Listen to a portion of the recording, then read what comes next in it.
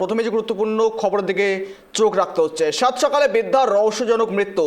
সাত সকালে বৃদ্ধার রহস্যজনক মৃত্যু ঘিরে একেবারে চাঞ্চল্য ছড়িয়েছে মালদাতে।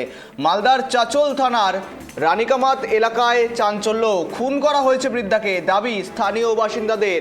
নির্জন পরিবেশে নাতনিকে নিয়ে থাকতেন ওই বৃদ্ধা। গোটা ঘটনাকে ঘিরে রীতিমতো চাঞ্চল্যকর পরিস্থিতি, আতঙ্কের পরিবেশ তৈরি হয়েছে এলাকায়। গোটা ঘটনা নাকি নাতনির চোখের সামনেই, এমনটাই অভিযোগ। ঘটনাস্থলে ছুটে আসে চাচল থানার পুলিশ। মৃতদেহ উদ্ধার করে ময়নাতদন্তের জন্য পাঠিয়েছে মালদা মেডিকেল কলেজ হাসপাতালে। ইতিমধ্যেই এখনো পর্যন্ত ময়নাতদন্ত হয়নি এবং ময়নাতদন্তের পর উঠে আসবে আসল রহস্য। মাথা থেতলে খুন করা হয়েছে বৃদ্ধাকে, নাতনির সামনেই খুন হতে হয় বৃদ্ধাকে।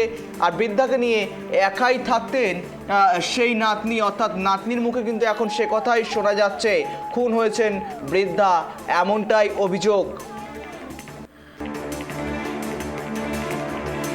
আমি ছিলাম, আমরা দুজন বের করেছিলাম। হ্যাঁ, তারপর আমাকে মশারি দিয়ে নানিকে কলাই দিয়ে এটা করে নিয়ে তারপর না ইটার মারি দিয়ে পাটার ভিতরে ঢুকাতে চাইছিল।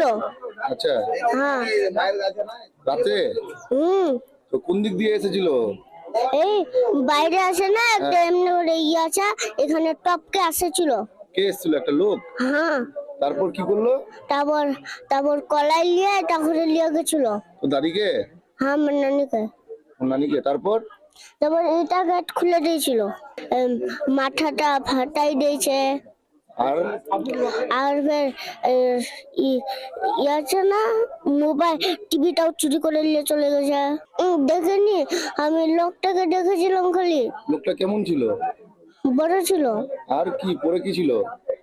পরে আর পরে ফের তারপর মার্ডার করে টিভি নিয়ে চলে গেছিল।